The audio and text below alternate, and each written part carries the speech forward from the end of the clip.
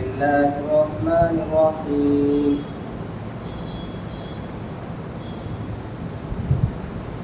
يسألونك عن الأنفال قل الأنفال لله والرسول فاتقوا الله وأصلحوا ذات بينكم وأطيعوا الله ورسوله إن كنتم مؤمنين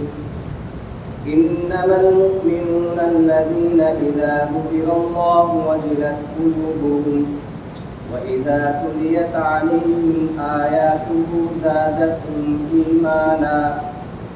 وعلى ربهم يتوكلون الذين يقيمون الصلاة ومما رزقناهم ينفقون أولئك هم المؤمنون حقا لهم درجات عند ربهم ومغفرة ورزق كريم.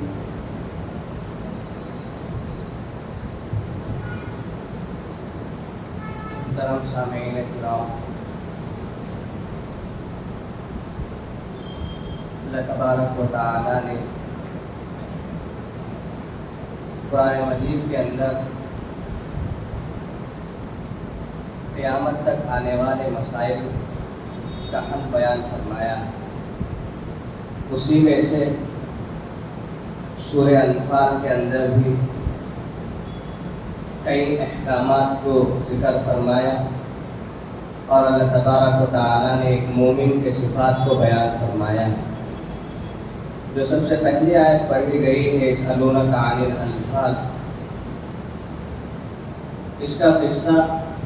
یہاں سے شروع ہو کر پارے 10 کے اس سورت کے اختتام تک یہ سارا واقعہ جس کو اللہ نے تفصیل کے ساتھ بیان فرمایا، اس کو سمجھنے سے پہلے غزوے کو سمجھنا ہو. لہذا اس سے پہلے ہم جو دوسری آیت ہے جس کے اندر اللہ تبارک و تعالی نے مومنین کے 5 صفات کو بیان فرمایا کہ ایک مومن بندے کے اندر کیا صفات ہونی چاہیے. سب سے پہلی صفت اللہ تبارک و تعالی نے یہاں پر بیان فرمایا انما المؤمنون الذین اذا ذکر اللہ وجلت قلوبهم. اللہ تبارک و تعالی نے فرمایا کہ جب مومن بندے کے سامنے اللہ کا ذکر کیا جائے تو اس کا دل سہل جائے، کانپ جائے. مفسرین نے یہاں پر اس آیت کی تشریح فرمائی ہے کہ جب مومن بندے کے دل کے اندر اللہ کا ڈر ہوگا تو وہ آدمی اللہ کی نافرمانی سے اپنے آپ کو بچائے رکھے گا. اسی طرح سے مفسرین نے اس کی تفسیر اس طرح بھی فرمائی ہے کہ انسان کے دل کے اندر جانوروں کا ڈر ہوتا ہے، اسی طرح سے دشمن کا ڈر ہوتا ہے کہ کہیں میں اگر دشمن کے ہاتھ لگ جاؤں تو دشمن مجھ سے بدلہ لے گا. اور جو جانور تکلیف پہنچانے والے ہوتے ہیں ان جانوروں کے سامنے جانے سے بھی آدمی ڈر جاتا ہے. لیکن اللہ تبارک و تعالی کا خوف یہ ایسا خوف ہے جیسے کہ جو آدمی بڑا ہوتا ہے جس کی جلالت شان کی وجہ سے انسان کے دل کے اندر دبدبہ پیدا ہو جاتا ہے، لیکن اس انسان کو اس آدمی سے ڈر نہیں ہوتا.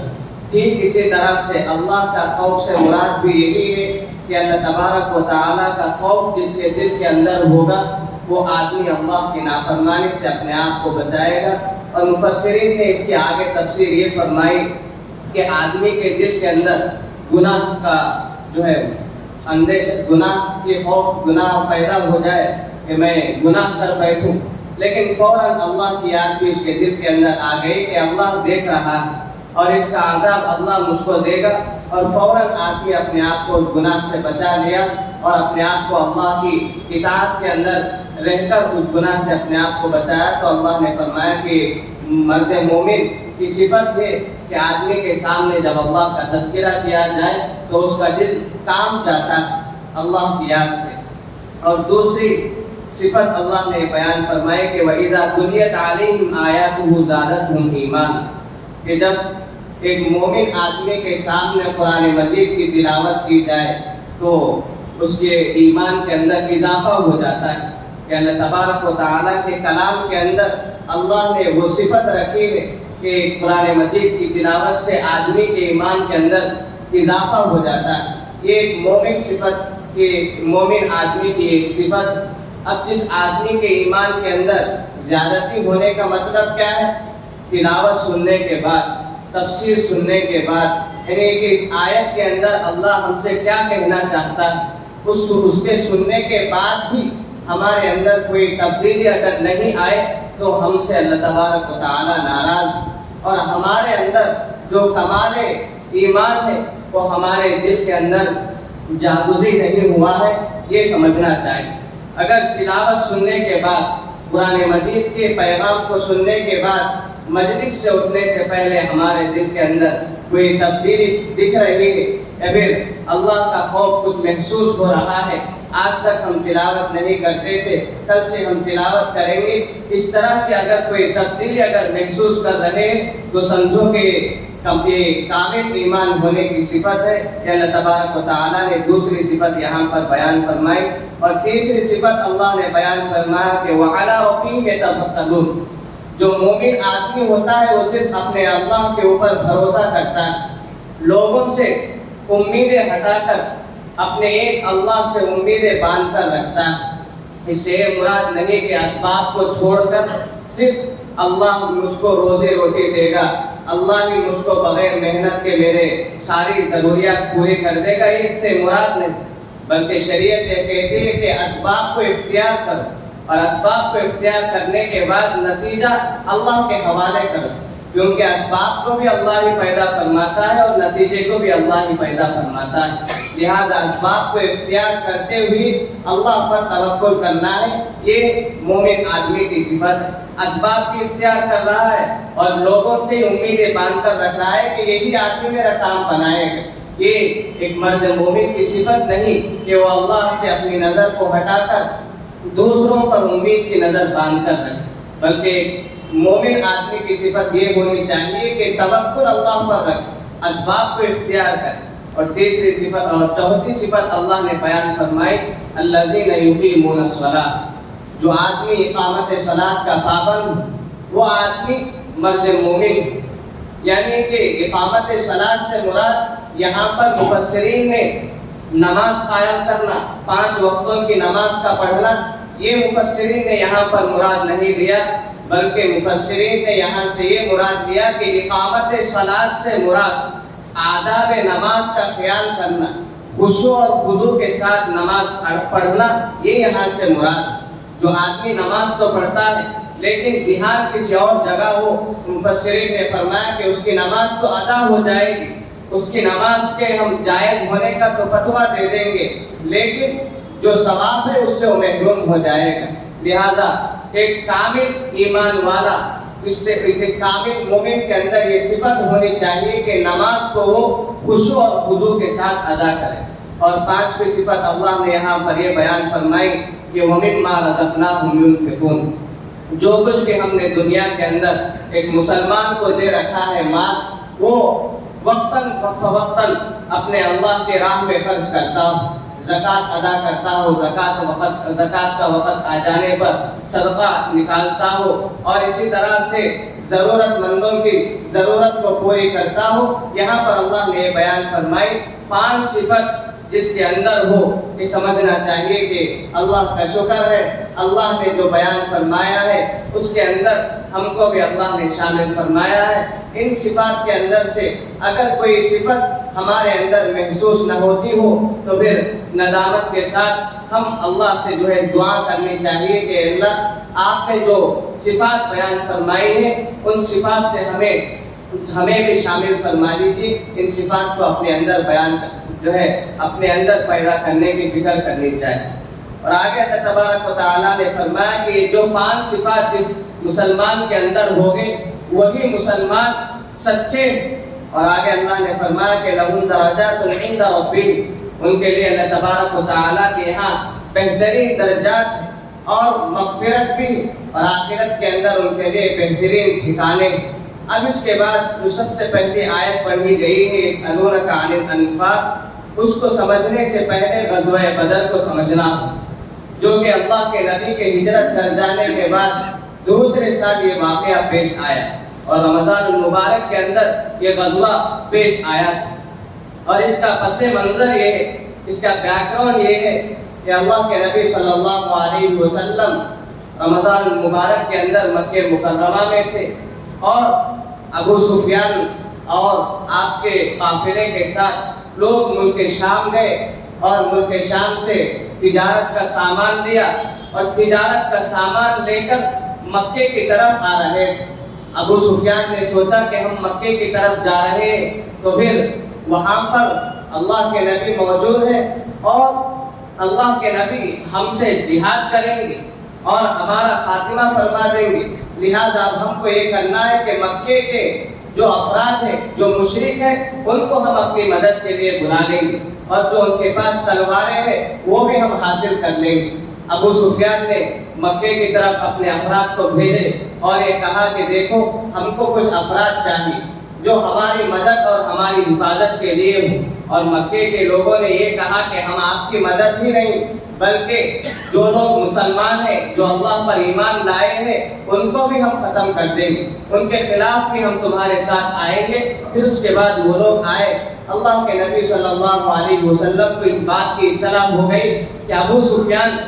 اپنے لشکر کے ساتھ ایمان والوں کو ختم کرنے کے لیے یہاں پر آ رہے۔ اللہ کے نبی کو جیسے ہی معلوم ہو گیا، اللہ کے نبی سارے صحابہ کو جمع فرمایا، اور سارے صحابہ کو جمع فرما کر یہ فرمایا کہ دیکھو ہم کو غزوے کے لیے نکلنا ہے، کہ فلاں جگہ پر جا کر ہم کو لڑنا ہے، اللہ کے راہ میں جہاد کرنا ہے۔ لیکن اس وقت کچھ صحابہ راضی نہیں ہوئے، اس لیے یہ موقع رمضان المبارک کا تھا، اور پہلے سے نہیں کہا گیا کہ تم کو فلاں وقت پر غزوے کے لیے، جنگ کے لیے نکلنا ہے، جہاد کرنا ہے، بلکہ اچانک اللہ کے نبی صحابہ کو جمع فرمایا اور کہنے لگے کہ ایک جگہ جا کر جہاد کرنا ہے۔ اور اللہ کے نبی کی یہ عادت شریفہ تھی کہ آپ کبھی بھی اگر جہاد کے لیے جانا ہوتا تو جس جگہ پر جانا ہے وہ آپ ذکر نہیں فرماتے۔ مثلا یہاں سے اگر ہم کو حیدرآباد جانا ہے تو ہم لوگ ڈرائیور سے اگر یہ کہتے کہ بھائی فلاں راستے سے ہم کو لے کر چل، اسی طرح اللہ کے نبی کا یہ معمول شریف تھا کہ اللہ کے نبی کبھی ذکر نہیں فرماتے۔ بہرحال اللہ کے نبی سارے صحابہ کو جمع فرما کر کہنے کے بعد کچھ صحابہ تیار ہو گئے، لیکن کچھ صحابہ تیار نہیں ہوئے۔ اس کے بارے میں اللہ نے فرمایا کہ وَإِنَّ فَرِيقًا مِّنَ الْمُؤْمِنِينَ لَكَارِهُونَ، کہ کچھ صحابہ تو تیار نہیں ہوئی، لیکن اللہ کے نبی کے جو ہے بیان کرنے کے بعد اور خطبہ دینے کے بعد سارے صحابہ تیار ہو گئے، اور کچھ صحابہ آ کر یہ کہنے لگے کہ اللہ کے نبی ہم تو تیار ہیں، لیکن ہمارے جو گھوڑے ہیں اور جو ہمارے اونٹ ہیں وہ یہاں پر نہیں بلکہ ہمارے گاؤں کے اندر موجود۔ اللہ کے نبی نے ان سے کہا کہ نہیں، بلکہ جس کے پاس پھر وقت تلواریں ہوں اور سواریاں ہوں اور جو آنے پر قدرت رکھتا ہو وہی ہمارے ساتھ چلے۔ لہذا اس کے بعد اللہ کے نبی کے ساتھ صحابہ تیار ہو گئے اور جانے لگے۔ ایسی جگہ پر اللہ کے نبی گئے، بدر کے جگہ پر، جس کے بارے میں قرآن نے فرمایا کہ اذ انتم بالعدوۃ الدنیا وهم بالعدوۃ القصوى والركب اسفل منكم۔ اللہ نے فرمایا کہ مسلمانوں کا لشکر ایسی جگہ پر جا کر وہاں پر اپنا بسیرا کیا جہاں کی زمین بھی ریتیلی، جس کے اوپر چلنا بھی دشوار، اور ابو سفیان کا لشکر ایسی جگہ پر جا کر اپنا بسیرا ڈالا جہاں پر جو ہے پانی کا بھی انتظام ہے، جہاں پر بہترین طریقے سے چلنے کا انتظام بھی ہے۔ اب صحابہ یہاں پر بسیرا اپنا ڈالا اور ابو سفیان کا لشکر ایسی جگہ پر جہاں آرام ہی آرام ہے۔ اب اس کے بعد اللہ کے نبی کو پتہ چل گیا کہ ہم جو جنگ کی تیاری کیے ہیں وہ ابو سفیان کو پتہ چل گیا۔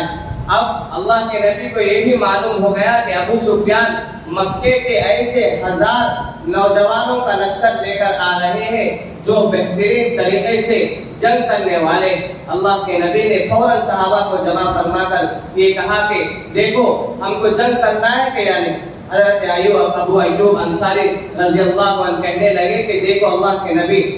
ہم نے پہلے سے بھی تیاری نہیں کی اور آپ نے اچانک کہہ دیا جنگ کے لیے، اب ہم جنگ کیے بغیر واپس چلے جائیں گے۔ لیکن حضرت ابو بکر صدیق اور حضرت عمر فاروق دونوں نے کہا کہ ہم نکلے ہیں تو جہاد کر کے ہی ہم واپس جائیں گے۔ اللہ کے نبی خوش ہو گئے اور انصار سے بھی متوجہ ہو کر کہا کہ کیا تم راضی ہو کے یا نہیں، جنگ کی جائے کہ یا نہیں؟ انصار نے کہا کہ ہم جنگ کریں گے، ہم آپ پر ایمان لائیں، آپ جو حکم کریں گے وہ ہمارے سر آنکھوں پر۔ پھر اس کے بعد اللہ کے نبی خوش ہو گئے اور اللہ کے نبی دعا کرتے رہے۔ شیطان صحابہ کے دل کے اندر یہ وسوسہ ڈالا، جس کو اللہ نے قرآن مجید کے اندر ذکر فرمایا کہ شیطان نے یہ وسوسہ ڈالا کہ دیکھو تم تو اللہ پر ایمان رکھتے ہو، جو تمہارا پیشوا ہے تم اس کو اپنا رہبر اور اپنا پیشوا مانتے ہو، لیکن تمہارے ساتھ جو ہے ظلم ہی ظلم ہو رہا ہے کہ تم پریشان کے عالم میں ہو، کہ تم جہاں پر اپنا بسیرا بسائے ہوئے ہو وہاں پر ریتیلی زمین ہے، تمہارے لیے کوئی پانی پینے کا سامان نہیں، کھانے کا سامان نہیں، اور جو تمہارے دشمن ہیں ان کے یہاں سواریاں ہیں، تلواریں ہیں، اور لوگ بھی ہیں، افراد بھی ہیں ان کے ساتھ۔ جیسے ہی شیطان ان کے دل میں یہ وسوسہ ڈالا، اللہ نے قرآن میں فرمایا کہ اِذْ يُغَشِّيكُمُ النُّعَاسَ أَمَنَةً مِّنْهُ وَيُنَزِّلُ عَلَيْكُم مِّنَ السَّمَاءِ مَاءً لِيُطَهِّرَكُم بِهِ، کہ اللہ نے فرمایا کہ فوراً حضرات صحابہ کے اوپر نیند آ گئی اور سارے صحابہ سو گئے۔ پھر اس کے بعد اللہ کے نبی تہجد کے اندر مشغول تھے، آپ کو بھی ہلکی سی اونگ آ گئی، اور اسی اونگ کے اندر اللہ نے آپ کو بتا دیا کہ فلاں جگہ ابو جہل مارا جائے گا، فلاں جگہ یہ آدمی قتل کیا جائے گا، اور فوراً اللہ کے نبی نیند سے وہ بیدار ہو کر یہ آیت پڑھتے ہوئے اپنے صاحبان سے باہر آئے کہ سَيُهْزَمُ الْجَمْعُ وَيُوَلُّونَ الدُّبُرَ، کہ جو ہے دشمن پیٹ پھیر کر بھاگے گا، ایسی جنگ ہونے والی ہے۔ اور اللہ کے نبی ہنستے ہوئے باہر آئے اور سارے صحابہ کو جمع فرمایا، اور ایسی گھمسان لڑائی ہوئی کہ اللہ نے قرآن مجید کے اندر آدھے پارے تک غزوہ بدر کا ایسا تفصیلی جو ہے ذکر فرمایا کہ آدمی کے پڑھنے سے ایمان کے اندر تازگی ہو، کہ اللہ نے جو ہے جب جیسے جنگ شروع ہو گئی تو سارے صحابہ ڈر گئے، وہاں تو 1000 کا لشکر اور یہاں پر 313، اور ہم میں سے 3 آدمی کے لیے ایک اونٹ ہے، اور وہاں تو ہر آدمی کے ساتھ ایک اونٹ اور ہر ایک کے ساتھ کئی تلواریں، ہمارے پاس تو 2-3 آدمیوں میں سے ایک تلوار۔ صحابہ ڈر گئے۔ فوراً اللہ کے نبی سے اللہ نے فرمایا کہ تم کو ڈرنے کی ضرورت نہیں، فتح تو تمہاری ہو، لِيُحِقَّ الْحَقَّ وَيُبْطِلَ الْبَاطِلَ وَلَوْ كَرِهَ الْمُجْرِمُونَ۔ آج تو یوم الفرقان کا دن ہے، آج حق ظاہر ہو کر رہے گا اور باطل مغلوب ہو جائے اور باطل مٹ جائے گا۔ اللہ کے نبی سے اللہ نے فرمایا کہ ہم تمہاری مدد کے لیے فرشتوں کو بھیجیں گے۔ اللہ کے نبی ہاتھ اٹھائے اور اللہ سے دعا فرمائے کہ اللہ آپ نے مجھ سے وعدہ فرمایا کہ آپ میری مدد فرمائیں گے، آپ اسی وقت میری مدد فرمائیں، ورنہ تو یہ جو مسلمانوں کی جماعت ہے یہ صفحہ ہستی سے مٹ جائے گی۔ اگر یہ جماعت فنا ہو جائے گی تو آپ کی عبادت کرنے والا کوئی جو ہے اس دنیا کے اوپر نہیں رہے گا، کیونکہ ساری دنیا مشرکوں سے بھری پڑی ہوئی۔ جیسے اللہ کے نبی دعا کیے، آپ دعا کرتے وقت آپ کے جو ہے شانوں سے چادر بھی کھسک گئی، ایسے آپ دعا کے اندر مشغول رہے، جس کو اللہ نے فرمایا کہ اذ تستغیثون ربکم فاستجاب لکم۔ اللہ کے نبی وہاں دعا کر رہے اور صحابہ یہاں پر آمین کہہ رہے، اور حضرت ابو بکر قریب جا کر آپ کی چادر کو اڑایا اور یہ کہنے لگے کہ اللہ کے نبی آپ پریشان نہ ہو، اللہ جو ہے آپ کی مدد فرمائیں۔ پھر اس کے بعد جہاد ہونے لگا، جنگ شروع ہو گئی، اور یہاں پر 1000 اور یہاں صحابہ کی جماعت 313 کی۔ اللہ کی مدد ایسے آئی کہ جب ابو سفیان کا لشکر آگے بڑھنے لگا، وہاں پر ایک قافلہ ہے قبیلے بنو بکر۔ یہ لشکر یہ سوچا کہ بنو بکر کا قبیلہ تو ہم کو نقصان پہنچائے گا، اب ہم کو جنگ کرنا ہے کہ یا نہیں۔ ابو سفیان کا لشکر یہ سوچا، بنو بکر کا جو سرقہ بن نوفل اس نے شیطان کی شکل اختیار کی، شیطان جو ہے سراقہ بن نوفل کی شکل میں آیا اور ابو سفیان کو کہنے لگا کہ دیکھو تم ڈرنے کی ضرورت نہیں، کیونکہ بنو بکر کا بڑا آدمی میں ہوں، تم لوگ مجھ سے ہی تو ڈر رہے تھے، اب تو میں تمہاری مدد کے لیے آ گیا ہوں۔ اس کے بارے میں اللہ نے فرمایا کہ وَإِنِّي جَارٌ لَكُمْ، اس نے فرمایا کہ میں تمہاری مدد کروں گا، تم جا کر لڑو۔ پھر اس کے بعد جنگ شروع ہونے کے بعد وہ شیطان ان کے ساتھ مل کر لڑ رہا تھا، جیسے ہی آسمان سے اللہ نے فرشتوں کو بھیجا تو وہ سراقہ بن نوفل کی شکل میں جو شیطان آیا ہوا تھا، وہ قریش کے جو لشکر تھا اس کے اندر سے حارث نام کا ایک آدمی، اس کے ہاتھ کے ساتھ ہاتھ ملا کر وہ لڑ رہا تھا۔ جیسے ہی فرشتوں کی مدد کو دیکھا، فرشتوں کو جیسے ہی اس نے دیکھ لیا، فوراً اس کا ہاتھ چھڑا کر وہاں سے بھاگنے لگا۔ لوگوں نے کہا کہ تم تو ہمارا ساتھ دینے کے لیے یہاں آئے تھے اور عین جنگ کے وقت تم یہاں سے چلے جا رہے ہو، اور وہاں سے وہ آدمی بھاگ گیا۔ اب جب جنگ ہونے لگی اور فتح ایسی ہوئی کہ حضرات صحابہ کو فتح نصیب ہوئی اور مشرکین مارے گئے اور ابو جہل مارا گیا اور 70 مشرکین کے سردار قیدی بنا لیے گئے۔ اب اس کے بعد مسلمانوں کو فتح نصیب ہوئی اور بہت سارا مال غنیمت بھی ان کو حاصل ہو۔ اب اس کے بعد جب مشرکین اپنی جگہ پر چلے گئے، بنو بکر کے اندر کچھ مشرکین نے اور کہنے لگے کہ سراقہ تم تو وہاں پر ہماری مدد کے لیے آئے تھے اور تم ہم کو عین جنگ کے اندر دھوکہ دے کر چلے گئے ہو، کیوں تم نے ایسے کیا؟ سراقہ نے کہنے لگا کہ دیکھو جنگ ہوئی اور کب ہوئی یہ ہم کو پتا بھی نہیں، اور تم کہہ رہے کہ میں وہاں پر حاضر ہوا۔ اسی کو اللہ نے بیان فرمایا کہ وَإِذْ زَيَّنَ لَهُمُ الشَّيْطَانُ أَعْمَالَهُمْ، اللہ تبارک و تعالیٰ ان کے لیے شیطانوں کو مقرر فرما دی اور صحابہ کے لیے آسمان سے فرشتوں کو نازل فرمایا اور فرشتے وہاں پر حضرات صحابہ کی مدد فرمائے۔ بعد مفسرین نے اور یہاں پر پارے 9 کے اندر اللہ نے بیان فرمایا کہ اللہ کے نبی صلی اللہ علیہ وسلم جیسے ہی اللہ سے دعا مانگی تو اللہ نے آپ پر آیت کو نازل فرمایا کہ وما رمیت اذ رمیت ولکن اللہ رمی۔ جبریل آئے اور کہنے لگے کہ آپ مٹی اٹھائیے اور اپنے دشمن کی طرف پھینکیے۔ اللہ کے نبی مٹی اٹھائے اور تینوں کونوں پر پھینکا، دشمن آپ صلی اللہ علیہ وسلم کو دیکھنے سے خاسر آ گئے۔ پھر اس کے بعد یہ جنگ کو فتح نصیب ہوئی اور مال غنیمت ہاتھ آیا۔ اب اس کے بعد مال غنیمت ہاتھ آنے کے بعد اب تک جہاد کے احکامات اللہ نے قرآن میں نازل نہیں فرمائے، کیونکہ غزوہ بدر یہی اسلام کا پہلا غزوہ۔ اب اس کے بعد یہ معرکہ جیسے ہی ہوا، یہاں سے مال غنیمت بھی ملا اور جہاد کے احکامات بھی نازل ہوئی۔ جیسے ہی مال غنیمت حضرات صحابہ کے ہاتھ آ گیا، سارے صحابہ کچھ صحابہ اللہ کی نبی کی حفاظت کے اندر لگ گئے اور کچھ صحابہ مال غنیمت کو جمع کرنے کے اندر لگ گئے اور کچھ صحابہ دشمن سے لڑنے کے اندر لگ گئے۔ اب اس کے بعد سارا قصہ ختم ہونے کے بعد سارے صحابہ اکٹھے ہو گئے اور کہنے لگے کہ مال غنیمت کے حقدار تو ہم ہیں،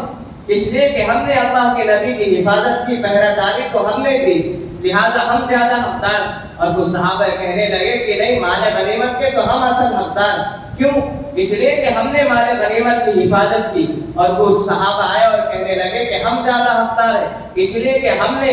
دشمنوں کے چھکے چھڑائے۔ تب جا کر یہ جنگ فتح نصیب ہوئی اور ہم صحابہ کو غلبہ نصیب ہوا۔ پھر اللہ کو ناپسندیدہ عمل، اس لیے کہ حضرات صحابہ کی ایسی تربیت تھی جن کی تربیت کی وجہ سے ایسے بول نہیں کہنے تھے جو اللہ کو پسند نہیں آئے۔ فوراً اللہ نے تنبیہ فرمائی، یسألونک عن الانفال قل الانفال للہ والرسول، جو کچھ بھی تم کو مال غنیمت حاصل ہوا ہے وہ تمہارا نہیں بلکہ وہ اللہ اور اس کے رسول کا ہے، لہذا تم اصلاح کی بات کرو اور سچی پکی توبہ کر لو۔ یہاں پر اللہ نے یہی ارشاد فرمایا کہ فاتقوا اللہ واصلحوا ذات بینکم، کہ تم اللہ سے ڈرو اور جو کچھ بھی تم کو مال غنیمت حاصل ہوا وہ اللہ اور اس کے رسول کا ہے۔ پھر اس کے بعد سارے صحابہ اللہ کے نبی کے حوالے کر دیا مال غنیمت کو۔ اب مال غنیمت ہاتھ آ گیا، لیکن اب مال غنیمت کی تقسیم کیسے کی جائے، اس کو بھی اللہ نے آگے بیان فرمایا کہ وَاعْلَمُوا أَنَّمَا غَنِمْتُم مِّن شَيْءٍ فَأَنَّ لِلَّهِ خُمُسَهُ وَلِلرَّسُولِ وَلِذِي الْقُرْبَىٰ وَالْيَتَامَىٰ وَالْمَسَاكِينِ وَابْنِ السَّبِيلِ، کہ اللہ نے بیان فرمایا کہ مال غنیمت تو اللہ اور اس کے رسول کا، لیکن تفصیل کے ساتھ بیان نہیں فرمایا۔ تو آگے اللہ نے بیان فرمایا کہ مال غنیمت کے 5 حصے بنائے جائے، 4 حصے مجاہدین کے اندر تقسیم کر دیے جائے جنہوں نے جہاد کیا ہے، جنہوں نے لڑا، اور ایک حصہ اللہ اور اس کے رسول کا۔ اللہ کا حصہ ہونے سے کیا مراد ہے؟ یہاں پر اللہ کا حصہ ہونے سے مراد اللہ کا حصہ ہونا یعنی کہ رسول کا حصہ ہونا۔ اب رسول اللہ کا حصہ ہونے سے مراد رسول اللہ صلی اللہ علیہ وسلم اپنے لیے بھی مال غنیمت استعمال کر سکتے، اور کن کن لوگوں کے لیے استعمال کر سکتے؟ وللرسول ولذی القربیٰ، اور جو نبی کے رشتہ دار ہیں، رشتہ داروں پر مال غنیمت اس لیے حلال ہے، ایک تو یہ کہ آپ کے اوپر ایمان لائے، اور دوسرا اقامت دین کی وجہ سے ان کے لیے بھی مال غنیمت حلال۔ اور اسی طرح سے آگے تیسرا وہ لوگ ہے ولی ذی القربى والیتامى، جو یتیم ہے، والیتامى والمساکین، اور جو مسکین ہے ان کے لیے بھی مال غنیمت کا حق ہے۔ اور آگے اللہ نے فرمایا کہ والمساکین والجار ذی القربى، کہ جو ہے جو یتیم اور غریب ہے، مسکین ہے، ان کے لیے بھی مال غنیمت ہے۔ یہ اللہ نے کس کس کا حصہ ہے اس کو بیان فرمایا۔ اب اس کے بعد اللہ کے جو ہے نبی کے لیے مال غنیمت حلال ہے اس کو بیان فرما دیا، جبکہ ساری امتوں پر مال غنیمت کا استعمال حرام تھا۔ جو بھی جنگ کے اندر مال غنیمت ہاتھ لگتا اس کو کسی پہاڑ کے اوپر لے جا کر رکھ دینا ہوتا تھا، اور جب آسمان سے آگ آ کر اس کو کھا جاتی، اس بات کی علامت تھی کہ جو جنگ اور جہاد کیا گیا وہ اللہ کے پاس قابل قبول ہو گئے، اور جب آگ آ کر نہیں کھاتی تو اس کے ناقابل قبول ہونے کی علامت تھی۔ لیکن اللہ کے نبی نے ارشاد فرمایا کہ 5 چیزیں میری امت کے لیے اور میرے لیے حلال کر دی گئی، ان میں سے ایک چیز مال غنیمت ہے۔ لہٰذا اب جب جو جنگ بدر کے اندر جو مشرکین قیدی بنا لیے گئے، اب 70 سردار قیدی بنا لیے گئے تھے، اللہ کے نبی اور سارے صحابہ مل کر یہ کہنے لگے کہ جو سردار قیدی بنا لیے گئے اب ان کو فدیہ لے کر آزاد کر دیا جائے یا پھر ان کو قتل کر دیا جائے، ان کو اس دھرتی سے مٹا دیا جائے۔ صحابہ کہنے لگے، کچھ صحابہ حضرت ابو بکر اور کچھ کہنے لگے کہ دیکھو ان کو فدیہ لے کر چھوڑ دیا جائے، اس لیے کہ اگر فدیہ لے کر چھوڑ دیا جائے تو جو یہ آزاد کر دیے جائیں گے تو امید ہے کہ آگے چل کر یہ لوگ اسلام قبول کر لیں گے۔ کچھ صحابہ کہنے لگے، جس کے اندر تھے حضرت عمر فاروق بھی تھے، کہنے لگے کہ نہیں، ان کو قتل کر دیا جائے، اور اللہ کو بھی یہی پسند تھا کہ ان کو قتل کر دیا جائے۔ ما کان لنبی ان یکون له اسرى حتى یسقط فی الارض، کہ اللہ نے فرمایا کہ ان کو صفحہ ہستی سے مٹا دیا جائے، جبکہ فدیہ دے کر ان کو آزاد کر دینا یہ بھی جائز صورت تھی، لیکن اللہ کو وہاں پر یہ زیادہ پسند یہ عمل تھا کہ ان کو قتل کر دیا جائے اور ان کی شان و شوکت کو ختم کر دیا جائے۔ فوراً اللہ نے فرمایا کہ تم کیسے سمجھ بیٹھا کہ میں جو ہے تمہارے لیے فدیے کو حلال کر دیا ہوں اور فدیہ لے کر چھوڑ دیا جائے، تم کیوں دنیا کے اغراض کے پیچھے پڑے ہو؟ تريدون عرض الدنیا، اور میں تو آخرت کو چاہتا ہوں، واللہ یرید الآخرہ۔ فوراً اللہ حضرات صحابہ کی سرزنش فرمائی، اور فوراً اللہ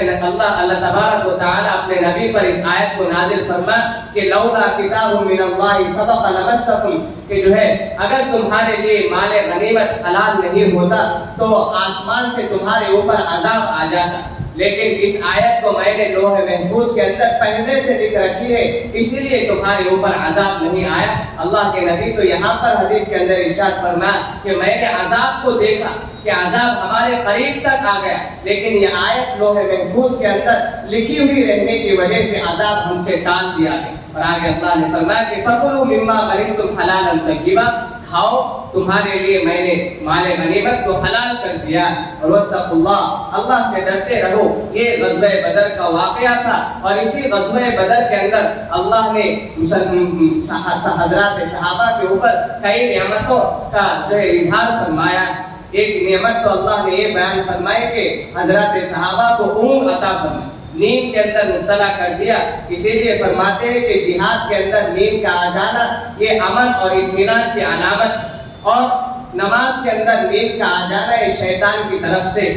لہذا یہ ایک پہلی نعمت تھی۔ اور غزوہ بدر کے اندر دوسری نعمت، بارش ایسے آئی صحابہ کے لیے زمین پر چلنا دشوار تھا، ایسی بارش ہوئی کہ حضرات صحابہ کے لیے زمین پر چلنا آسان ہو گیا، اور مشرکین کے لیے وہاں پر چلنا اور وہاں سے نکلنا بھی دشوار ہو گیا۔ یہ دوسری نعمت تھی۔ اور تیسری نعمت اللہ نے آسمان سے فرشتوں کو نازل فرمایا، اور چوتھی نعمت یہ تھی کہ جو ہے اللہ تبارک و تعالیٰ نے ایسی مدد کی کہ 313 تھے لیکن وہاں پر 1000 تھے۔ چوتھی نعمت اللہ نے یہ فرمائی کہ جو ہے اگر تمہارے اندر سے ایک صحابی بھی اگر سوا قدمی کے ساتھ رہیں گے، یعنی کہ آگے بڑھ کر لڑیں گے، تو ایک کے اندر 10 لوگوں کی طاقت ہم دے دیں گے۔ اگر 10 لوگ جو ہے مضبوطی کے ساتھ لڑنے والے ہوں گے تو وہ 100 کے برابر ہوں۔ اگر 100 جو ہے لڑنے والے ہوں گے تو جو ہے ہم 1000 کی طاقت ان کو دے دیں گے، یا اگر 200 ہوں گے تو ہم ان کو 2000 کے برابر کر دیں گے۔ یہ اللہ کی طرف سے نعمت ہے۔ اور آگے اللہ نے پارے 10 کے اندر ارشاد فرمایا کہ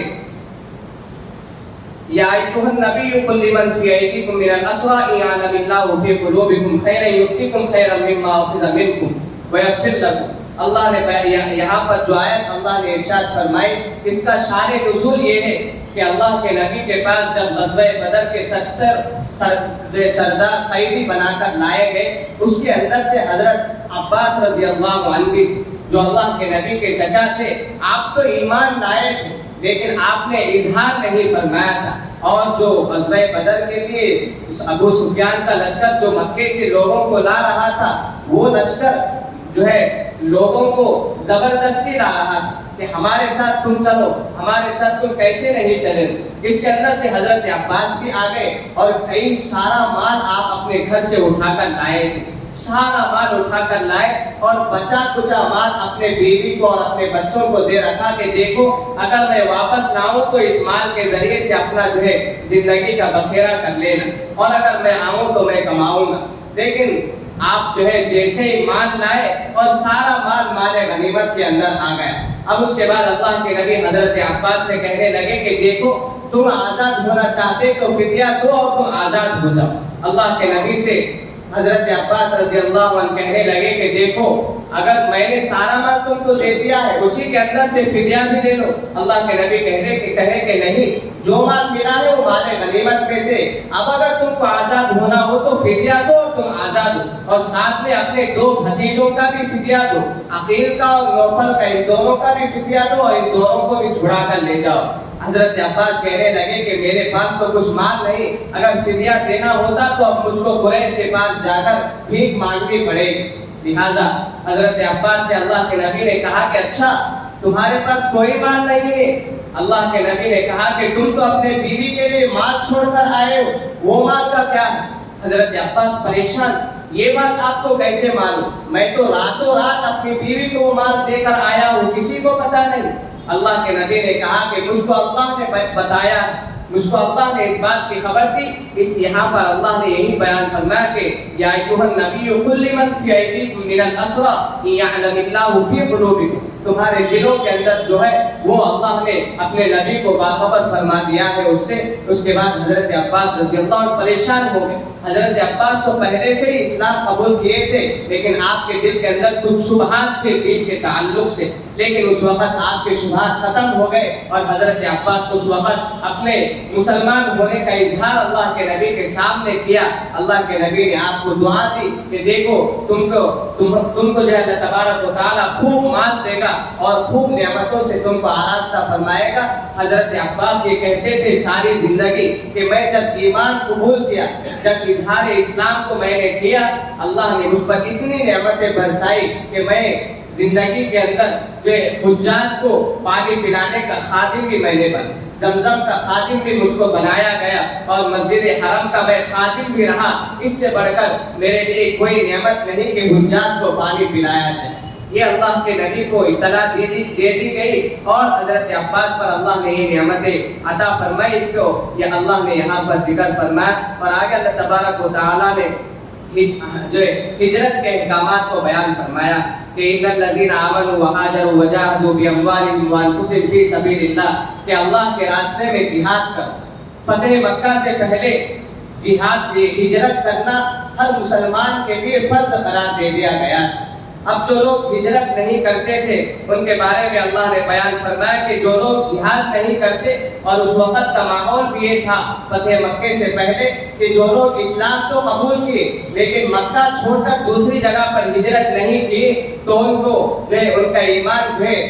کامل طور پر مطمئن طور پر نہیں سمجھا جاتا تھا. لہذا ان کے لیے فتح مکہ سے پہلے ہجرت کرنا فرض قرار دے دیا گیا. لہذا اللہ نے یہاں بیان فرمایا کہ جو لوگ ہجرت کرتے اور جہاد کرتے اپنے مال سے اور اپنی جان کو قربان کر کے اللہ کے راستے میں, اور پھر آگے فرمایا کہ والذین آووا ونصروا, اور جو لوگ مکے سے مدینہ ہجرت کر کے آئے اور وہ لوگ آپس میں ایک دوسرے کے بھائی کی طرح. اور آگے اللہ نے فرمایا کہ والذین آمنوا ولم یہاجروا ما لکم من ولایتہم من شیء حتی یہاجروا, اور جو لوگ ایمان تو قبول کیے لیکن ہجرت نہیں کیے. یوں آگے اللہ نے بیان فرمایا کہ یا ایھا الذین آمنوا لا تتخذوا, کہ اللہ نے آگے فرمایا کہ کچھ لوگ اپنے دوستوں کی محبت میں اور اپنے آل و اولاد کی محبت میں انہوں نے مکے سے دوسری طرف ہجرت نہیں کی. لیکن اگر وہ لوگ تم سے مدد چاہتے ہو تو جو لوگ ہجرت کیے ان کے لیے واجب ہے کہ جو لوگ ہجرت تو نہیں کیے لیکن وہ مسلمان ہیں ان کی مدد کرنا ہجرت کرنے والوں کے لیے واجب. اسی کو اللہ نے یہاں پر ذکر فرمایا اور آگے اللہ نے فرمایا کہ والذین کفروا بعضهم اولیاء بعض. جو لوگ ایمان نہیں لائے کفر کو اپنا ٹھکانہ بنا رکھے وہ لوگ ایک دوسرے کے ہی آپس میں دشمن ہیں. جب مال کی بات آ جاتی تو ایک دوسرے سے اجنبیت کی طرح رہ کر آپس میں جو ہے دوری اختیار کر لیتے. لیکن جو لوگ مسلمان ہیں وہ لوگ ایسے آپس میں بھائی بھائی کی طرح مل کر ہے کہ انہوں نے مکے سے جو صحابہ ہجرت کر کے آئے اپنے پاس دو گھر ہے. ایک گھر اپنے لیے رکھا, ایک گھر اپنے آنے والے ہجرت کر کے ان کو لیے دے دیا, اور دو سواری ہے, ایک سواری ان کو دیا, ایک سواری اپنے لیے رکھ لیا. اسی کو اللہ نے یہاں پر ہجرت کے احکامات کو بیان فرمایا. اور جیسے ہی مکہ فتح ہو گیا اب اس کے بعد ہجرت کرنا یہ فرض نہیں رہا. لیکن قیامت تک اگر کسی جگہ پر ایمان پر صحیح سالم کے ساتھ جو ہے عمل کرنا اگر دشوار ہو وہاں سے ہجرت کرنا ضروری ہو اگر آدمی کے اندر استطاعت ہو. اور اسی طرح سے فقہاء فرماتے ہیں کہ اگر کسی مسلمان کے لیے ایسی جگہ پر رہنا مناسب نہیں ہے جہاں پر جو بے حیائی ہو اور وہاں سے اگر ہجرت کرنے کا اوپر قدرت رکھتا ہو تو وہاں سے ہجرت کرنا مستحب قرار دیا ہے. اور آگے اللہ نے آخر میں بیان فرمایا کہ وَأُولُو الْأَرْحَامِ بَعْضُهُمْ أَوْلَىٰ بِبَعْضٍ فِي كِتَابِ اللَّهِ کہ حضرات صحابہ جو ہجرت کر کے آئے مکے سے مدینہ ان کے درمیان ایسی محبت آ گئی کہ آپس میں ایک دوسرے کے ساتھ بھائی بھائی بن کر رہتے. کہیں یہ لوگ وارث بھی بن جائیں گے اور وراثت کے اندر یہ لوگ آپس میں حصے دار بھی بن جائیں گے. اسی کو اللہ نے یہاں بیان فرمایا کہ دیکھو حصے دار یہ لوگ نہیں بنیں گے بلکہ وراثت کے اندر حصے دار وہی آدمی بنے گا جو آپ کے رشتہ داروں میں سے ہوگا, آپ کے خونی رشتے میں سے ہوگا. اسی طرح سے آپ کے بھائی کے اندر سے یا پھر اسی طرح سے جو دیگر رشتہ داروں کے اندر سے جو ہوگا وہی آپ کے وراثت کا حصہ دار ہوگا. ہجرت کر کے جو صحابہ آئے ہیں وہ آپ کے جو ہے وراثت کے اندر حصہ دار نہیں ہوں گے. یہ اللہ نے بیان فرمایا. اب اس کے بعد سورہ توبہ جو شروع ہو رہی ہے کہ جو ہے اللہ تبارک و تعالیٰ نے ہر سورت کے شروع میں بسم اللہ کو نازل فرمایا لیکن سورہ توبہ کے شروع کے اندر بسم اللہ نازل نہیں فرمایا.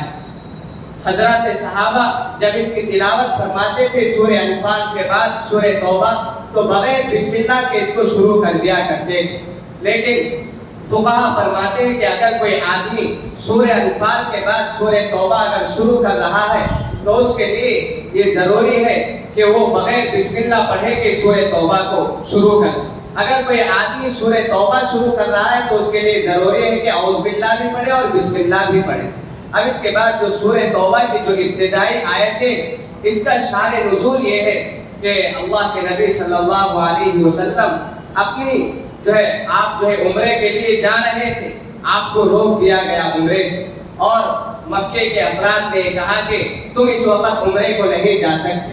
سن 6 ہجری کے اندر آپ کو روک دیا گیا. اب اس کے بعد آپ کے جو ہے مابین یہ صلح ہوئی کہ ہمارے ساتھ جو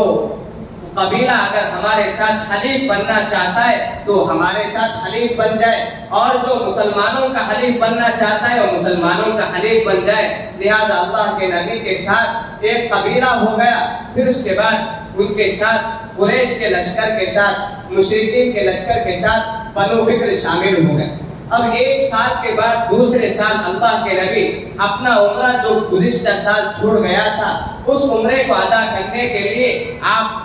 جو ہے حرم تشریف لے گئے اور آپ وہاں پر عمرہ ادا کر کے واپس آنے کے 6-7 مہینوں کے بعد بنو بکر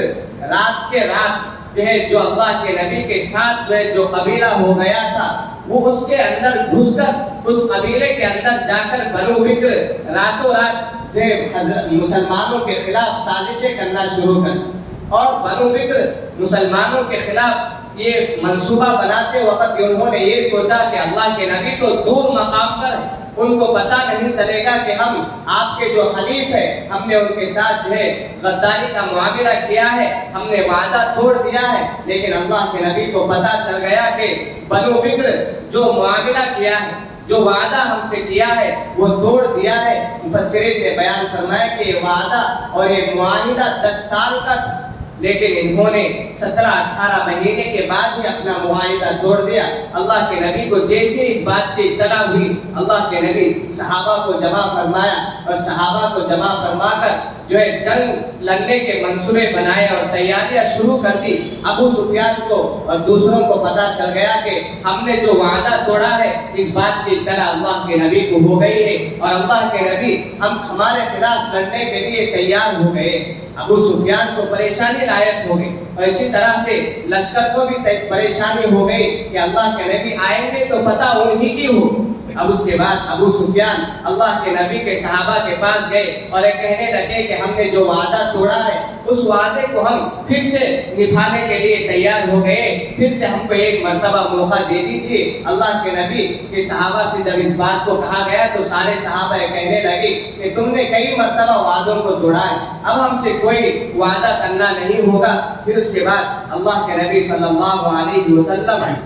سن 8 ہجری کو 10 رمضان المبارک کو آپ مکے کے اندر سارے صحابہ کے ساتھ آئے اور جیسے ہی اللہ کے نبی صحابہ کے ساتھ مکے کے اندر آئے تو سارے مشرکین اپنے تلواروں کو آپ کے قدموں کے اندر ڈال دیے اور سارے لوگ جو ہے جھک گئے اور دشمنوں کا لشکر مغلوب ہو گئے اور اللہ کے نبی کو جو فتح مکہ نصیب ہوا اور یہی بات مکہ فتح ہونے کی تھی۔ اب اس کے بعد جیسے ہی مکہ فتح ہو گیا اللہ کے نبی پر یہ آیت نازل ہوئی کہ براءۃ من اللہ ورسولہ الی الذین عاہدتم من المشرکین، کہ جو ہے فسیحوا فی الارض 4 اشہر واعلموا انکم غیر معجز اللہ وان اللہ مخزی الکافرین، کہ اللہ اور اس کا رسول تم سے برات اختیار کرتا ہے اس لیے کہ تم لوگوں نے جو وعدہ کیا ہے تم نے اس سے منہ پھیر لیا ہے اور وعدہ پورا کرنے سے پہلے تم نے وعدہ توڑ دیا ہے۔ اب جو وعدہ کیے تھے ان میں سے 4 قسم کے مشرکین،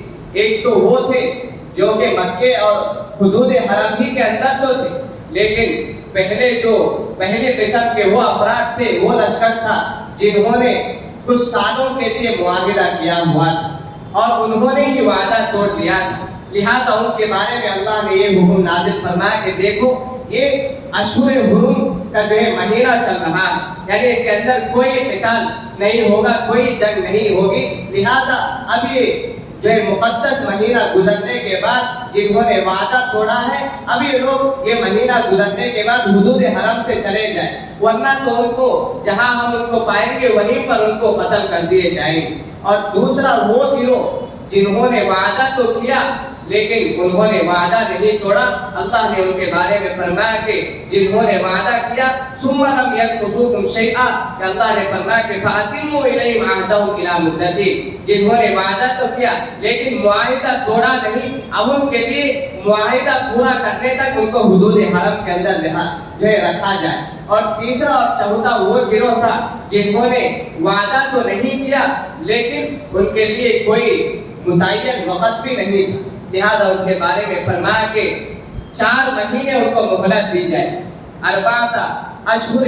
کہ ان کو 4 مہینوں کی مہلت دی جائے، اس کے بعد ان کو جو ہے حدود حرم سے اور جزیرۃ العرب سے نکال دیا جائے۔ اس طرح کے اللہ کے نبی پر یہ آیت نازل ہوئی۔ پھر اس کے بعد اللہ کے نبی صلی اللہ علیہ وسلم ان کے سامنے یہ آیتیں پڑھ کر سنا دی۔ یہاں پر اللہ کے نبی اور اللہ چاہتے تو اسی وقت مشرکین کو جو ہے قتل کر دیتے، لیکن اللہ تبارک و تعالیٰ اتنے عدل و انصاف کو پسند فرماتے کہ کسی پر کوئی زیادتی نہ، اگر چاہتے تو مشرکین کو ختم کر دیا جاتا، لیکن اچانک ان کو جزیرۃ العرب سے نکال دیا جائے تو وہ لوگ جا کر کہاں پر رہیں گے، کہاں پر اپنا ٹھکانہ بنائیں گے؟ ان کے ساتھ بھی تو ان کی بیویاں ہیں، ان کی اولادیں، ان کے گھر کے اندر بھی تو جوان لڑکیاں ہیں۔ اس کو مد نظر رکھتے ہوئے شریعت نے ان کو کسی کو جو ہے 4 مہینوں کی مہلت دی، کسی کو یہ مقدس مہینہ گزرنے کے بعد فوراً وہاں سے نکل جانے کا حکم دیا۔ یہ مقدس مہینہ ختم ہونے کے فوراً بعد نکل جانے کو وہ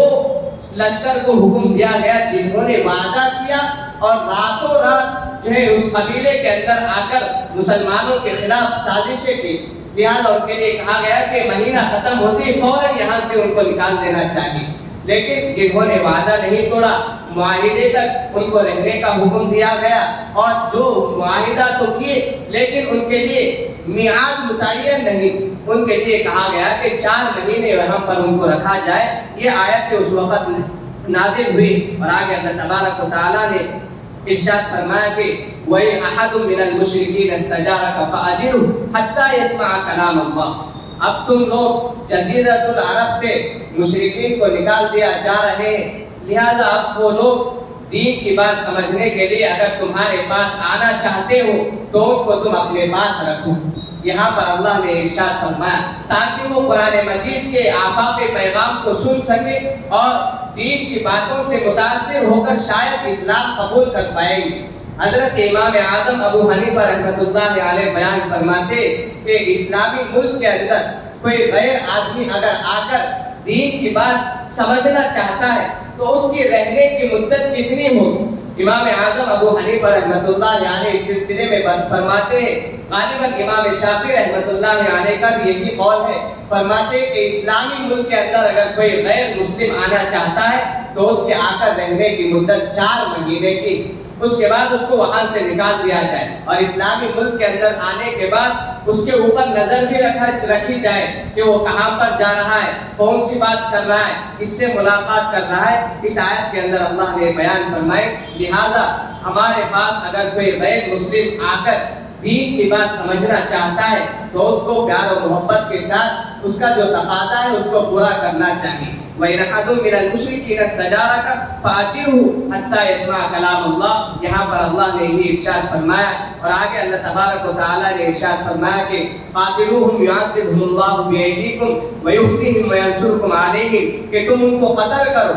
اور ان کو جو ہے اپنے ہاتھوں سے مارو۔ کیوں؟ اس لیے کہ وہ تمہارے ہاتھوں سے خود ذلیل ہو جائے مشرکین، اور جو اللہ کی نافرمانی کرتے وہ تمہارے ہی ہاتھوں ذلیل ہو جائے اور مٹ جائے۔ اور آگے اللہ نے فرمایا کہ وَيُذْهِبْ غَيْظَ قُلُوبِهِمْ وَيَتُوبُ اللَّهُ عَلَىٰ مَن يَشَاءُ، اور جنگ کا ایک مقصد یہ بھی ہے کہ کچھ لوگوں کو توبہ کی توفیق بھی ہو جائے، لہذا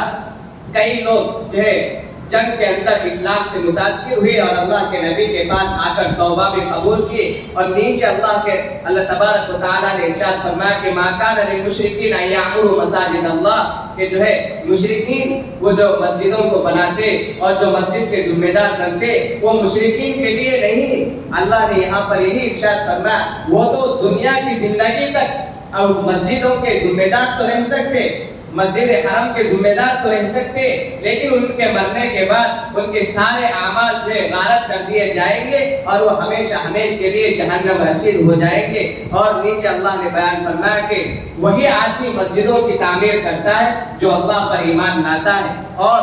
نماز کی پابندی کرتا ہے اور جو زکوٰۃ ادا کرتا ہے، اور جو آدمی اللہ سے ڈرتا ہے وہی آدمی مسجد کی تعمیر کر سکتا ہے۔ یہاں سے کچھ مسائل کو ذکر فرمایا ہے، ایک تو یہ کہ مَا كَانَ لِلْمُشْرِكِينَ کے اندر یہ بیان فرمایا، اس کی تفسیر مفسرین نے یہ بیان فرمائی ہے کہ مسجدوں کی تعمیر، یہاں پر تعمیر سے جو مراد لیا ہے مفسرین نے بیان فرمایا کہ مسجد کا متولی اور مسجد کا ذمہ دار غیر مسلم کو نہیں بنایا جائے گا، مسجد کا متولی مسلمان ہی کو بنایا جائے گا۔ اس آیت سے مفسرین نے یہ تفسیر فرمائی، اور دوسری آیت انما یعمر مساجد اللہ کے اندر بیان فرمایا مسجد کو مسلمان ہی بنا سکتا ہے، مسلمان کے علاوہ کوئی آدمی بنا نہیں سکتا، لیکن فقہاء نے بیان فرمایا کہ اگر کوئی غیر مسلم جو اگر مسجد کے لیے مدد کرتا ہے، کوئی چندہ دیتا ہے تو اس کا چندہ لینا جائز ہے، اور اس کی جو مدد ہے مدد کی رقم لینا بھی جائز ہے اگر آگے چل کر اس سے کوئی نقصان نہ ہو۔ یعنی کہ چندہ تو دے دیا، مسجد تو بنا دی، لیکن آگے چل کر میرے تعلق سے یہ بات ہے اور یہ مسجد کے اندر اعلان کرو اس لیے کہ میں نے مسجد کے لیے پیسہ دیا تھا، اس طرح کی اگر باتیں کرنے کا اندیشہ ہو تو اس کا چندہ نہیں دیا جائے گا۔ یہی اللہ نے یہاں پر ارشاد فرمایا۔ اور یہاں سے ایک مسئلہ یہ بھی سمجھ جانا چاہیے کہ کچھ لوگ ووٹ کے وقت پر مسجدوں کے پاس آتے اور یہ کہتے ہیں کہ ہماری طرف سے پیسہ لے لیجیے، لیکن اس وقت پر جو ہے ووٹ ڈالنے کے لیے وہ لوگ پیسہ دیتے، لہٰذا یہ رشوت کے حکم میں ہوگا، لہٰذا اس وقت سوچ سمجھ کر کام کرنے کی ضرورت ہو۔ اور آگے اللہ تبارک و تعالیٰ نے ارشاد فرمایا کہ قُلْ إِنْ كَانَ آبَاؤُكُمْ وَأَبْنَاؤُكُمْ وَإِخْوَانُكُمْ وَأَزْوَاجُكُمْ، کہ جو ہے یہ آیت اس وقت نازل ہوئی جب ہجرت کا جب فرض کا اعلان کر دیا گیا تو کچھ صحابہ اپنی آل و اولاد کی محبت میں ہجرت نہیں کیے تھے، ان کے بارے میں آیت نازل ہوئی، اور اس سے اوپر کیا ہے کہ یا ایھا الذین آمنوا لا تتخذوا آباءکم واخوانکم، یہاں پر اللہ نے بیان فرمایا کہ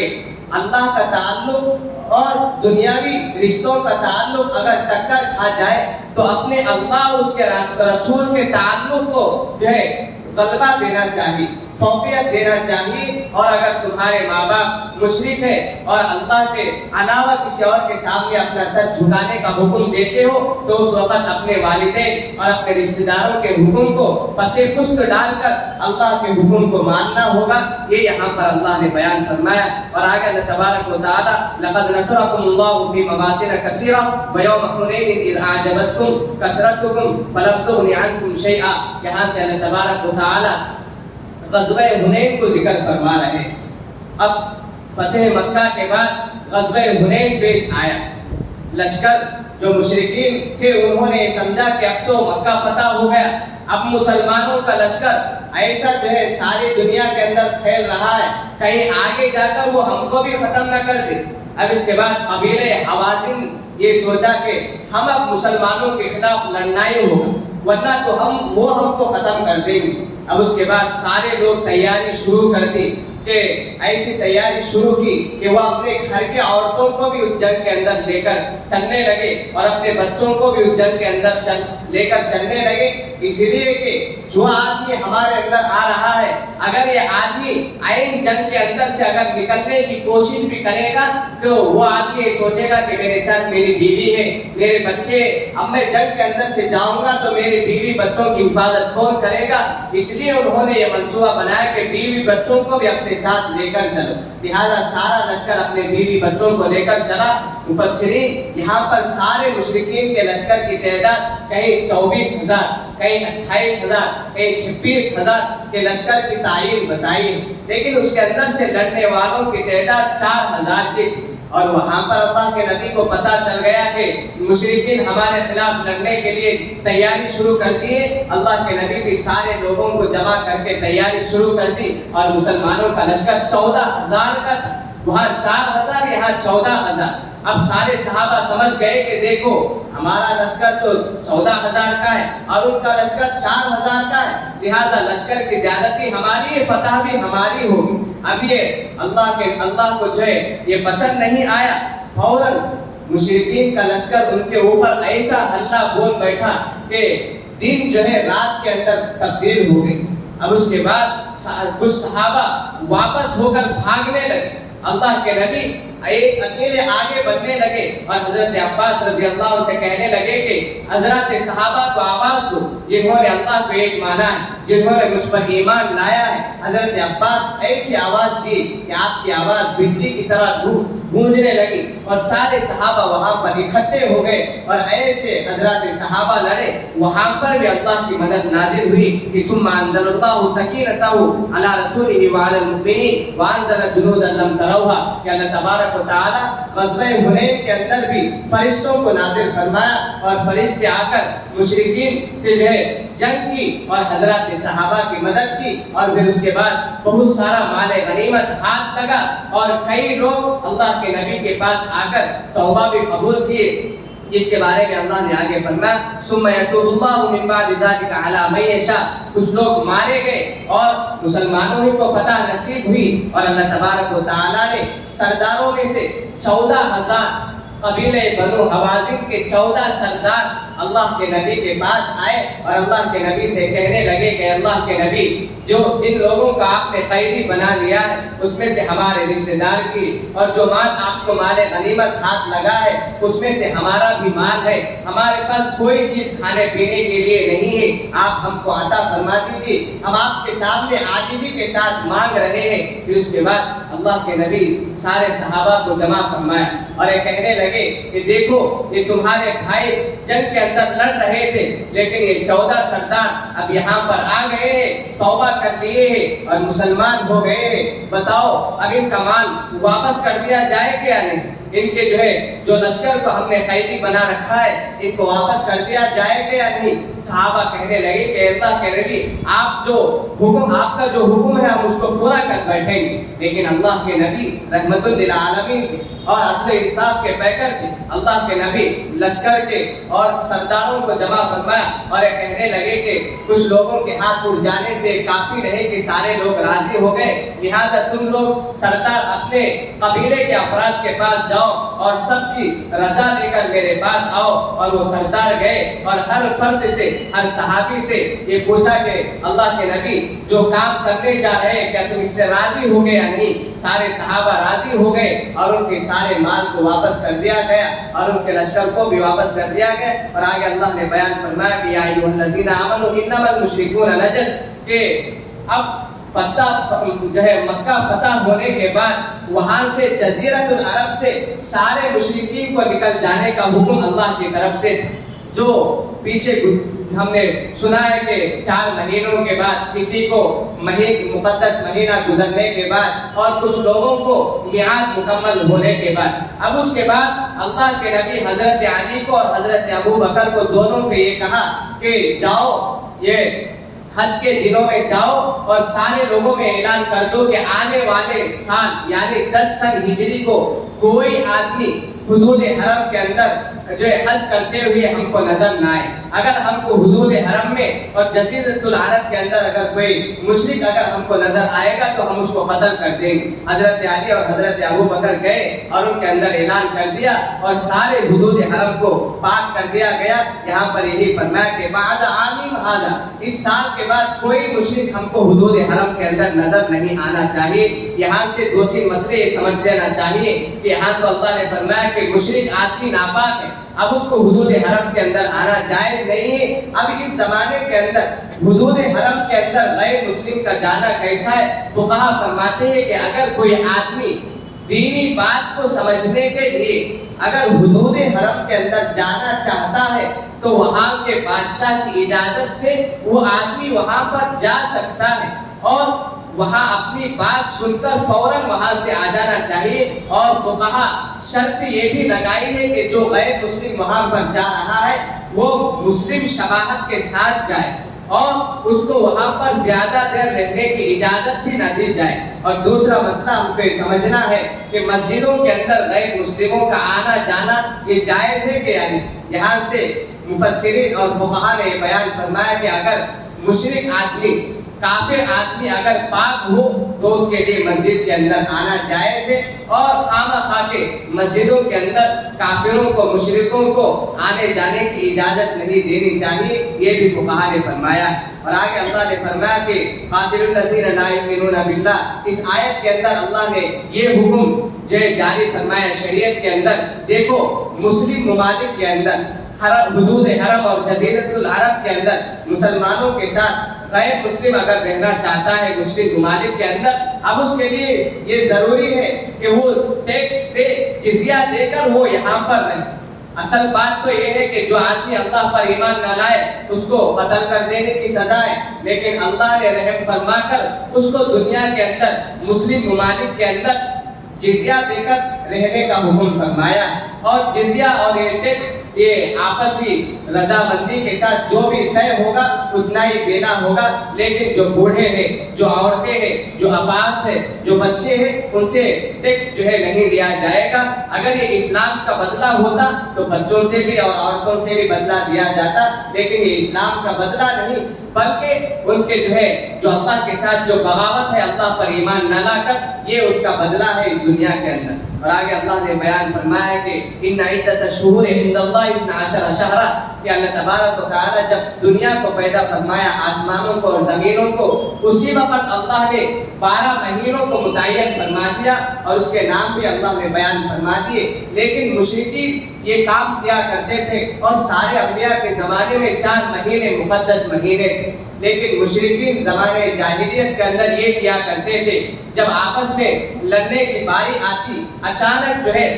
محرم کا مہینہ آتا تو وہ لوگ یہ کہتے کہ دیکھو یہ مہینہ محرم کا نہیں بلکہ سفر کا مہینہ ہے، سفر کے بعد محرم آئے گا۔ وہ لوگ مہینوں کے اندر اپنی طرف سے جو ہے تبدیلیاں پیدا کرتے تھے۔ سال 12 مہینوں کا ہوتا تو اس کو 14 مہینے کہہ دیتے تھے۔ اب وہ لوگ یہ بھی کہا کرتے تھے کہ اب اس سال کے اندر جو ہے محرم کا مہینہ نہیں آیا ہے، آنے والے سال محرم کا مہینہ آئے گا۔ اسی کو اللہ نے یہاں پر بیان فرمایا کہ دیکھو جو 12 مہینے اس کو میں نے آسمان اور زمین بناتے وقت ہی میں نے اس کو جو ہے لکھ دیا ہے اور بیان فرما دیا ہے، اس کے اندر تم اپنی طرف سے مشرکین کی طرح تبدیلی مت کرو اور اس کے اندر زیادتی نہ کرو، ورنہ تو تم اپنے آپ کے اندر ظلم کرنے والے بن جاؤ گے۔ اور آگے اللہ تبارک و تعالیٰ نے ارشاد فرمایا کہ جب زکوٰۃ کا موقع آ جائے تو زکوٰۃ ادا کیا کرے، اور جو تمہارے پاس سونا ہے، زیورات ہے، اس کو اللہ کے راستے میں خرچ بھی کیا کرے، ورنہ تو کیا ہوگا، یوم یحمى علیہا فی نار جہنم فتقوی بہا جباہہم وجنوبہم وظہورہم، کہ اللہ نے بیان فرمایا کہ جو آدمی مال ہونے کے بعد بھی بخل اختیار کرتا ہے، اللہ کے راستے میں خرچ نہیں کرتا، تو ایسے آدمی کے بارے میں اللہ نے بیان فرمایا کہ ہم اس کو ایسے جو ہے جہنم کے اندر اس کے مال کو آگ بنا کر اس کے پیشانی کے اوپر اس مال کے ذریعے سے ہم سزا دیں گے، اور اس کے پیٹھ کے اوپر ہم جو ہے اس مال کو داغیں گے۔ یہ اللہ نے یہاں پر ارشاد فرمایا کہ مفسرین نے یہاں پر بیان فرمایا کہ آدمی کو تو مکمل طور پر عذاب دیا جاتا ہے جہنم کے اندر، لیکن اللہ نے یہاں پر پیشانی کا اور اسی طرح سے پیٹھ کا ذکر کیوں بیان فرمایا؟ مفسرین نے یہاں پر بیان فرمایا کہ کوئی آدمی مانگنے والا سامنے آ جاتا تو آدمی اپنی اس سے بچنے کے لیے، اپنے آپ کو اس سے بچانے کے لیے اپنے پیشانی کے اوپر بل چڑھاتا ہے، لہذا اللہ نے یہاں پر جباہہم کا ذکر فرمایا۔ اور اسی طرح سے کوئی جب مانگنے کے لیے آتا تو آدمی پیٹ بھی پھیر لیتا ہے، لہذا اسی لیے اللہ نے وظہورہم کا لفظ اختیار فرمایا۔ خاص طور پر جہنم میں جو آدمی اپنا مال چھپا کر رکھتا ہے اللہ کے راستے میں خرچ کیے بغیر، ان حصوں کو خاص طور پر عذاب کیا جائے گا، یہاں پر مفسرین نے یہ بیان فرمایا۔ اور آگے اللہ تبارک و تعالیٰ نے یہ مشرکین اور اسی طرح سے منافقین کا ذکر بھی فرمایا کہ جو لوگ جہاد تو کرتے ہیں، اسی طرح سے غزوہ تبوک کا بھی اللہ نے اس کے اندر ذکر فرمایا۔ غزوہ تبوک کا جب موقع آ گیا کچھ صحابہ تیار ہو، لیکن کچھ صحابہ تیار نہیں، اس لیے کہ وہ موقع جو ہے موسم گرما کا تھا، اور کئی صحابہ جو کاشت کرنے والے تھے، کھیتی باڑی کرنے والے تھے، اور اس وقت پھل جو ہے اپنے اصلی جو ہے صفت پر آنے والے تھے، لہذا صحابہ نے سوچا کہ اگر ہم اب جنگ کے لیے نکلیں گے تو ہمارا سال بھر کا خرچہ کون اٹھائے گا، سارا سال بھر کا خرچہ نہیں نکل پائے گا، لہذا لیکن وہ صحابہ بعد میں تیار ہو گئے اللہ کے نبی کے خطبہ دینے کے بعد، لیکن تیسرا گروہ وہ تھا جو آنے کے لیے تو تیار تھے لیکن ان کے پاس کوئی مال نہیں تھا، اور جو ہے اپنے جو ہے مال نہیں تھا، سواری بھی نہیں تھی، لیکن چوتھا گروہ وہ تھا جو خواہ کہ اللہ کے نبی کے پاس آ کر جھوٹے ہیلے بہانے بنا کر اللہ کے نبی سے جو ہے چھٹی لے لی تھی، لیکن جیسے ہی اللہ کے نبی سے انہوں نے درخواست کی، اللہ کے نبی نے کہا کہ ٹھیک ہے تم نہ آؤ۔ اسی کو اللہ نے بیان فرمایا کہ عفا اللہ عنک لما زنت لهم حتى يتبين لك الذين صدقوا، تم نے اے نبی تم نے ان کو کیوں اجازت دے دی، تم جو ہے ان کو مہلت دیتے کہ تمہارے سامنے حق ظاہر ہو جاتا اور لوگوں کی جھوٹی باتیں ظاہر ہو جاتی۔ اللہ نے پہلے یہاں پر بتایا کہ عفا اللہ عنک، میں نے تم کو درگزر کر دیا ہے، لیکن تم ان کو اجازت نہ دیتے تو یہ اچھا ہوتا، اس لیے کہ وہ اندر سے کیسے اور باہر سے کیسے یہ تم کو پتہ چل جاتا۔ لیکن آگے جو ہے اللہ کے نبی جب غزوہ تبوک کے اندر گئے، 30,000 کا لشکر لے کر گئے، اور غزوہ تبوک کے اندر ہرقل بادشاہ اور رومیوں کا لشکر لے کر لڑنے کے لیے گیا تھا، اور ایسے افراد تھے جو پہلے سے لڑنا سیکھ رکھے تھے، اور بادشاہ روم سے جو ہے وہ لوگ تربیت یافتہ تھے، اور جنگجو وہ لوگ لشکر تھا ان کا۔ جیسے وہاں گئے، یہاں صحابہ کا 30,000 کا لشکر، اور جو پہلے سے تربیت یافتہ تھا کیسے لڑا جائے، تلوار کیسی چلائی جائے، کہاں پر اپنے سواریوں کو کیسے بھگایا جائے، یہ انہوں نے پہلے سے سیکھ رکھا تھا، اور ان کی تعداد 40,000 کی تھی۔ جیسے ہی ہرقل کو پتہ چل گیا کہ اللہ کے نبی 30,000 لشکر کے ساتھ تبوک کے اندر آ گئے ہیں، فوراً اس کو پریشانی ہو گئی. سارا لشکر وہاں پر آئے بغیر ہی اپنے وطن پر چلے گئے اور اللہ کے نبی وہاں پر 20 دن تک اس مقام پر رہے اور واپس چلے گئے. اور پھر اس کے بعد اللہ کے نبی واپس آنے کے بعد کچھ صحابہ مذاق اڑاتے کہ جو ہے جو صحابہ آپ کے راہ میں مال خرچ کیے, کوئی آدمی تھوڑا مال لا کر دے دیا 1-2 روپیہ سے کیا کام چلے گا, اس طرح کہہ کر مذاق اڑاتے تھے. اور کچھ لوگ تو یہ کہتے تھے کہ یہ اتنا مال دے رہا ہے, یہ تو ریاکاری کر رہا ہے, خالص اللہ کے لیے نہیں دے رہا ہے. اس کو اللہ نے بیان فرمایا سخر اللہ منہ, اللہ نے ان کا مذاق اڑایا ہے کہ ان کا مال تو قبول ہو گیا لیکن تم دنیا میں بھی اور آخرت میں بھی تم ذلیل اور جو ہے رسوا ہو گئے ہو. اور آگے ایک منافق ایسے کہنے لگا جو اللہ کے نبی کے پاس آ کر کے وَمِنْهُمْ مَن يَقُولُ اُصَلِّ وَلَا تَفْتِنِّي, کہ مجھ کو غزوہ تبوک کے اندر آنے کے لیے اصرار مت کرو, اس لیے کہ میں نوجوان ہوں, اگر میں وہاں پر آؤں گا تو وہاں کی حسین عورتوں کو, خوبصورت عورتوں کو دیکھ کر فتنے کے اندر مبتلا ہو جاؤں گا. فوراً اللہ نے اپنے نبی سے بیان فرمایا کہ الا فی الفتنۃ سقطوا, یہ آدمی اندر سے منافق ہے جبکہ آپ کے سامنے ایسے ہی بہانے کر رہا ہے. پھر اس کے بعد آگے اللہ تبارک و تعالیٰ نے انما الصدقات للفقراء والمساکین والعاملین علیہا والمؤلفۃ قلوبہم وفی الرقاب والغارمین, کہ اللہ نے بیان فرمایا کہ منافقین یہ کہا کرتے تھے کہ یہ نبی تو مال جب اس کے پاس آتا ہے تو جس کو جتنا دینا ہے اتنا نہیں دیتا, اپنی من مانی اپنے تعلقات کی بنیاد پر مال کو تقسیم کرتا ہے. جیسے منافقین یہ کہنے لگے, سوچنے لگے, اللہ نے فوراً ان آیتوں کو نازل فرمایا کہ جو تمہارے درمیان نبی مال کو تقسیم کرتا ہے یہ اپنی طرف سے نہیں بلکہ اللہ کی طرف سے پہلے سے حصے جو ہے تقسیم کر دیے گئے ہیں, اس کے متعلق یہ نبی جو ہے حصوں کو تقسیم کرتا ہے. لہذا آگے کی آیت میں زکوٰۃ کس کس کو دی جائے اس کو اللہ نے بیان فرمایا. نمبر 1 فقیر جس کے پاس کچھ بھی نہ ہو وہ زکوٰۃ کا مستحق ہے, اور دوسرے نمبر پر مسکین جس کے پاس مال تو ہو لیکن جو ہے برابر نہ ہو اس کو بھی زکوٰۃ دی جائے, اور تیسرے نمبر پر عاملین یعنی کہ جس کو اسلامی حکومت نے زکوٰۃ وصول کرنے کے لیے طے کر دیا ہے اس کو دی جائے, اور چوتھے پر مؤلفۃ قلوب یعنی کہ یہ اسلام آنے کے وقت جب اسلام شروع کا زمانہ تھا اس وقت پر جو نوجوان مسلمان ہوتے تھے ان کو زکوٰۃ کا مال بھی دیا جاتا تھا تاکہ وہ اور اپنے دین کے اندر مضبوط ہو جائے. لیکن اس وقت تو اسلام اپنی شان و شوکت کی مضبوطی کو پہنچ چکا ہے, اب یہ حکم منسوخ ہو گیا ہے. اور آگے اللہ نے بیان فرمایا کہ وفی الرقاب یعنی غلام کو آزاد کرانے کے لیے مسلمان آدمی خواہ کے جو جیل کے اندر چلا گیا ہے اب اس کو آزاد کرانے کے لیے زکوٰۃ کی رقم بھی جو ہے استعمال کی جا سکتی ہے. اور اسی طرح سے 5ویں نمبر پر غارمین وہ مقروض جس کے جو ہے سارا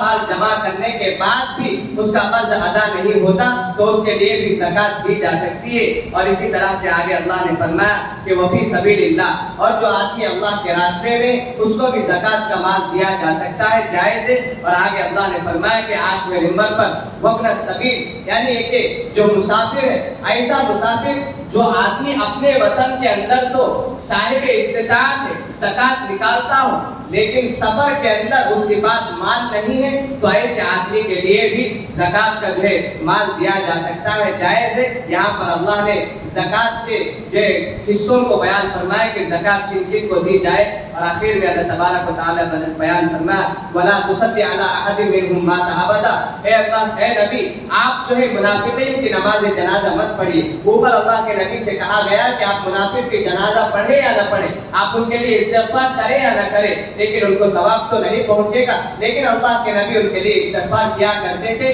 اس لیے کہ آگے چل کر کوئی آدمی اسلام قبول کر سکتا ہوگا, یہ امید تھی اللہ کے نبی کو. لیکن اللہ نے آگے یہ حکم کہہ دیا کہ ولا تصلی علی, اللہ کے نبی ایک منافق کی نماز جنازہ پڑھی, اللہ کے نبی پر فوراً یہ آیت نازل ہوئی کہ اللہ کے نبی آپ آئندہ سے کسی منافق کی نماز جنازہ نہ پڑھیے. اب اس کے بعد اللہ کے نبی اپنی ساری حیات طیبہ کے اندر کبھی بھی کسی منافق کی نماز جنازہ نہیں پڑھی. اور آخر میں اللہ تبارک و تعالیٰ نے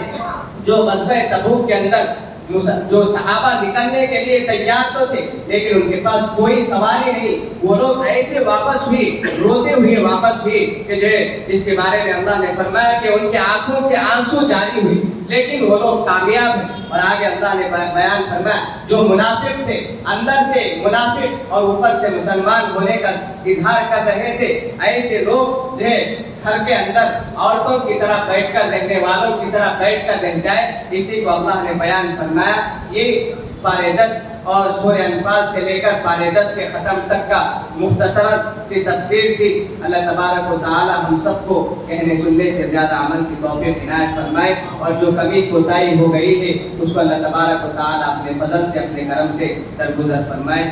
سبحان ربک رب العزت عما یصفون، سلام علی المرسلین والحمد للہ رب العالمین۔